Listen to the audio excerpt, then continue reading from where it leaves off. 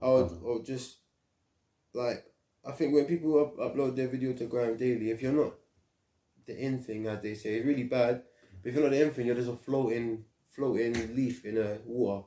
Like in a big ocean, innit? Yeah, You're just like a little fish in a whereas big ocean, if I've got my own channel and I give you a link in my bio to my channel, my music, maybe I'm behind the scenes, whatever I want to put on there, you can come and see me. I always get told I've got loads of content I should be releasing, but I just think people only look at what you want them, you give them to look at, and like before I give them who I am, I need to give them my music. That's my main thing. I think don't mix it too much. You get me?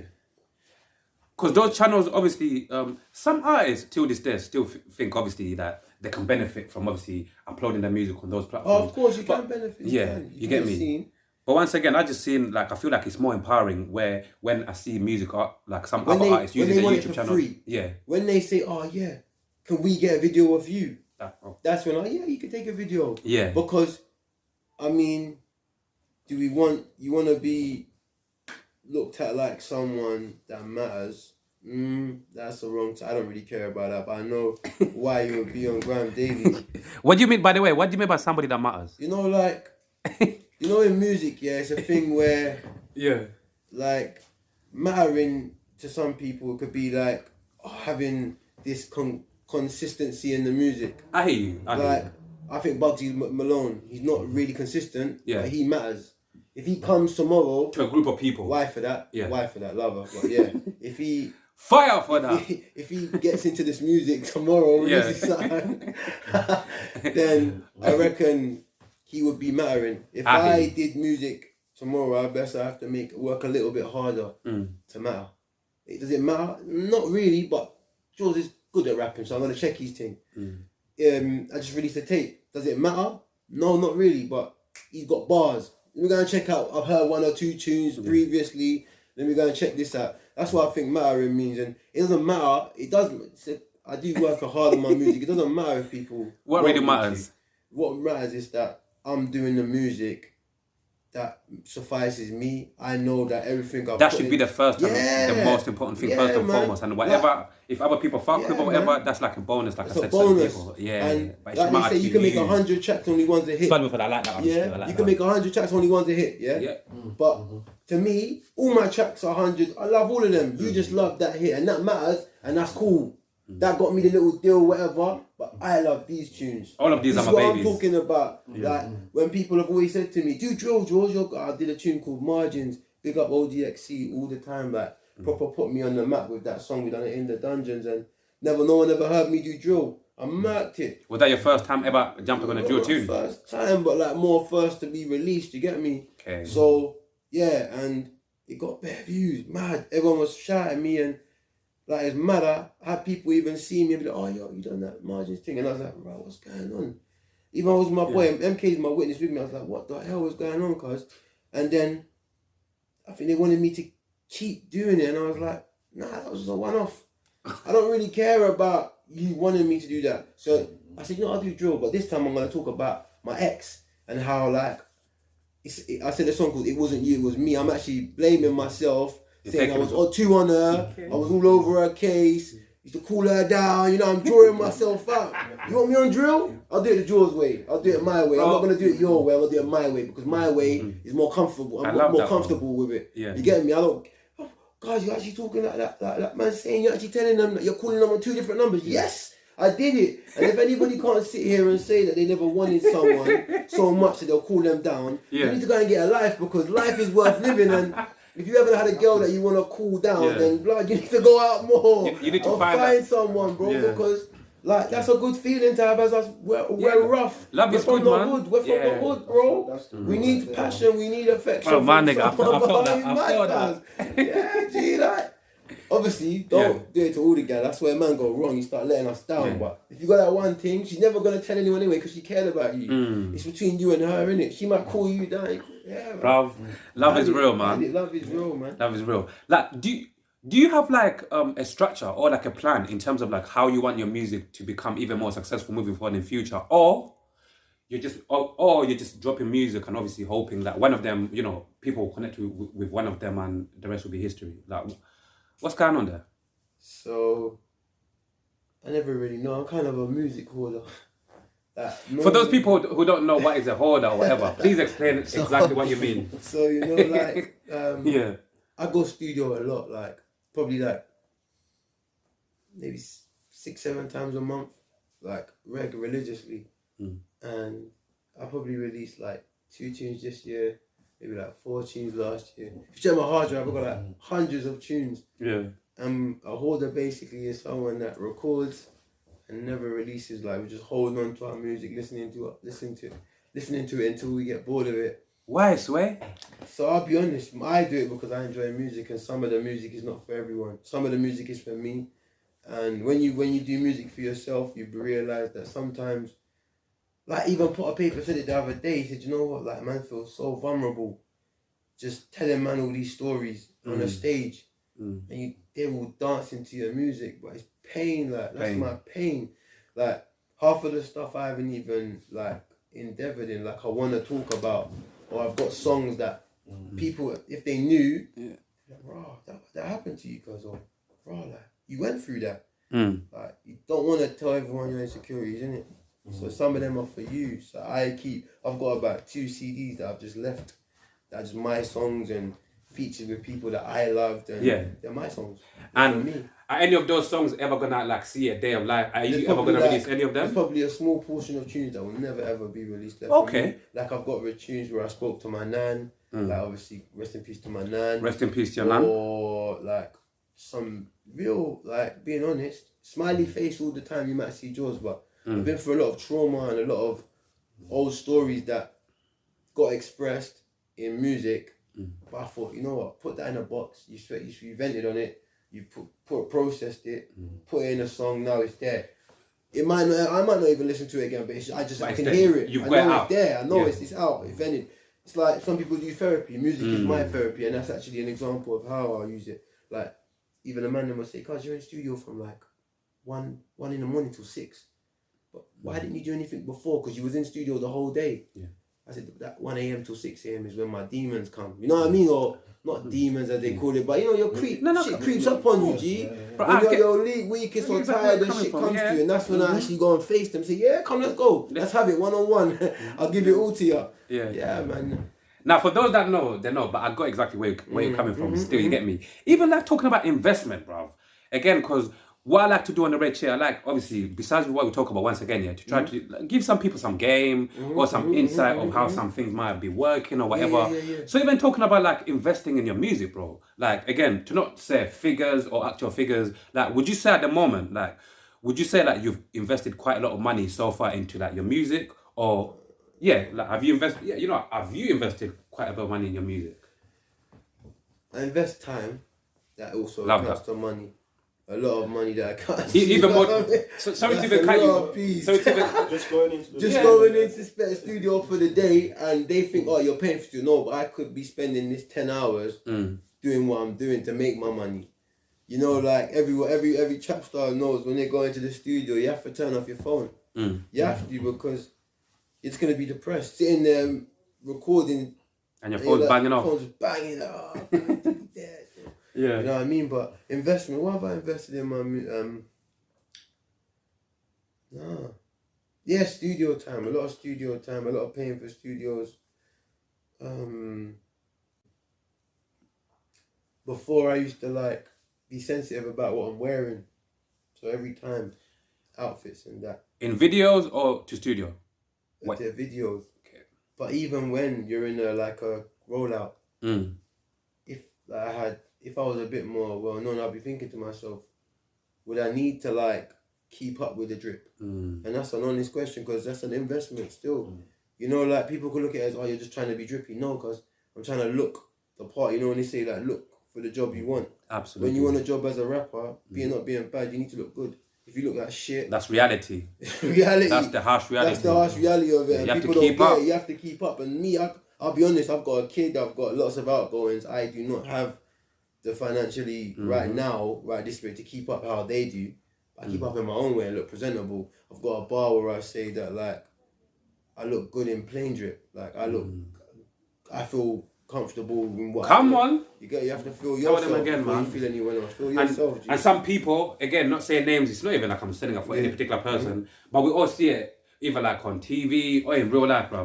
Bro, sometimes some people make even the drip look shit and cheap, bro. And then sometimes you see certain people who might buy something cheap and they might drop it so good and they make it look good. So, bro, I don't. And then the girl goes to the man, sorry to say that I can wear Primark and you wouldn't know, but a man can't wear Primark. That was like peacocks and them things, and that's where the other side of I don't care about that kind of drip. Yeah. Like I'm a very sporty guy. I wear tracksuits anyway. Like I can't appear to be a jeans wearing guy when I'm not. If I'm going raving though, man, if it look good, innit? You have to do a bit, but it's not like. I think that they've let down the drip when they every day, like Nines is a perfect example. Oh, AJ on a bummy day. That sounds gangster, but you're drawing out AJ, Givenchy, Gucci, Louis Vuitton. Cause like you have nowhere to go, G. That's not impressive. You look good, but you're going to the shop and you're going back home. Or you're chilling on the block. Chilling. Not even, chilling on the block, like looking all fly. Chilling on the block like a low life. I understand it. I come from the end, so I know about stepping on the block with your man, but it's only for your man, them. It's not for the girls. Everyone thinks it's for the girls, but me. I'm thinking perfect times when I got my fire for that, only for the man them. Ban fire for that. Whoa, wait. No, wait. You trying to impress man them. No, nobody trying to dress up for the man. My brothers, you know when you step out on the block, Oh, fuck you. Yeah, I know. You're bad. You know when you step out on the block and see your peoples and they see you like, wow, my brother, shining. I see your new things. Yeah. You're like, because. Yeah. Acceptance from your friends is way more important. And that's real though. Than some dickhead stranger that don't even know you from Adam. But when your boy see you, go on, Joe. You say new things, it feels good, man. You feel good about yourself, and there's nothing wrong with that. But you caught me. I'm gonna get you, bro. Just go on, I'm gonna get you in the next fight. I'm gonna get you. Yeah, but that is so good, Juice. Honestly, good, man. And even when I talk about bro, once again, bro, congratulations. Obviously, we're gonna talk about. Trust me, I done more research, man. I tapped in. Come on. Right now, you got obviously your new single. I'm not sure if it's your new single or your new tune called Weeks. Yeah, Weeks. But before even we speak about Weeks, I want to speak about like I said earlier, bro. Welcome, bro. Thank you. Bro, bless up, bro. That tune I have to bring my brethren even to that. I'm gonna show you, Yeah. Bro, could you speak to us about man? Welcome. Obviously, who's the who's on that tune as well, and how that tune came about, bro. It's a good tune. I'm not gonna lie. Welcome is a feature with me and Hunt, featuring with Daisy PM, really good soul singer. We're part of the team as well. Do a lot of work closely together. Me and Hunt were just vibing. We've been working on lots of stuff together. Big up Hunt. And big him up, man. That was one song. It was just different. And when I did my verse first, and just did a quick chorus to it, and I was just like, like them same multis. What smoke? 1, 2 drinks, and I just. Going with it, just vibes in. It's probably my first actually neo soul track because Ink produced the Ink sounds. Big up Ink, and then he just sat there for ages. After he done his verse, just left it there, and I thought it's missing something. Like it's sick, but it's missing something. And then I remember, like Daisy came to the studio a little while later. And I said, Daisy, like just go over this for me. Just go over it, what I'm doing. Just whatever, hum it. And she hummed it, and bro, it just, like, even now, people say she made that tune, and I agree. Like, without her vocals on the back, it would have been a very different tune. But I remember when I voice noted her, and I said, like, Days, I need an intro. Yeah, bro. Yeah, I remember, I said to her, look, I voice noted, and I was like, look, I just need you to imagine yourself as Lauryn Hill for the first 10 seconds and just like all of them, like Gloria Gaynor, just think about our elders, that just give them a bit of vibe. And I remember she was just just like, she sounded good, bro. She sounded good. We just kept it in there. It was so sick, man. A good song. I tried to bring my there's a big message behind it. Just don't think about what anyone else is doing or how anyone else is doing it. you do it yourself. And if it gets hard, let the war come, man. Just let it come, because the only way you're gonna get through it is battling the poverty we're going through, or battling the government, or battling voice of opinions. Today I saw that they're trialing some universal basic scheme where they're trialing not taking our money from us now. So yeah, man, let the fucking war come. I'll be honest, because no one's taking my money, G. Yeah, You know man. what I'm saying? I'm just still surprised, like, how come more artists ain't really tapping in and talking about... Because they don't want to You put got to their understand? emotion. Go on, talk You to know, us. like, Dollar told me, big up Dollar, my big bro, like, family, blood family, you know. You see this music industry, it's not a place for emotions. And like sometimes on my social media, I've stopped. I know people ask me like, why don't you hail him up? He passed away today. I did it the other day for one of the oldest, but I refuse now to put my life on social media. Maybe my daughter's birthday, I might be a bit giddy. Oh, yeah, happy birthday. Yeah. But I refuse to keep. If anything that I might feel, if somebody reacted the way I didn't like, I keep it off.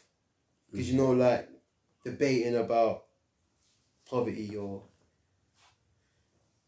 anything, how my feelings are towards sexuality, or you know, all these things, you have people are making jokes of it, but when you want to be serious and talk about it, it's a whole different level of it. And social media is not for that. It's you got, even the music industry, you got to keep yourself a bit more plastic. I'll be honest, because like, yeah, man, if they don't know what's going on, it's more for them, because it's a strange world outside right now. Like big things going on. Like I can talk about it. I talk about it all the time. Like Hunt talks about it all the time. In the war come, like we're talking about what's actually going on. You know what I'm saying? I am an advocate for mental health. I've been through it myself. I'm an advocate for children in special needs, because I went to a special needs school myself. Like, I have special needs and learning difficulties, but it don't make me any different of a person. It more makes you look at things and take more in, you know. But I guess everyone's got their own element of care inside, they definitely do. in their own time, you know. People ain't very as vocal, you know. These musicians, and we're all creatives, my bro. So people, we look different than other people look. So these rappers, maybe they're not creatives, maybe they're just rappers. Maybe they just write, go studio and go home. That's a good one. Whereas I'm a creative, I'm like an actual rapper, and after a rapper, I want to do something else in creation. I want to act. I'm thinking about doing a play, like writing a play. Like I want to be industry. I want to be in it. I want it to be my life. I want to get paid from it one day, hopefully. Yeah. Or even like, I think this is human nature anyway. Or even sometimes, you know, like even though all of us live in the same world, but I think all of us have got, to a certain degree, certain things that affect our personal lives or whatever. And I feel like sometimes, unless something affects certain people, like we always see it, like even with knife crime, to never go left, like we always see it where it's like within our communities, a lot of people don't really say much unless somebody they know got stabbed, or somebody from their own family got stabbed. Then people really, if you got to no one understand, cares. No one cares, really. One of them ones. And you know what?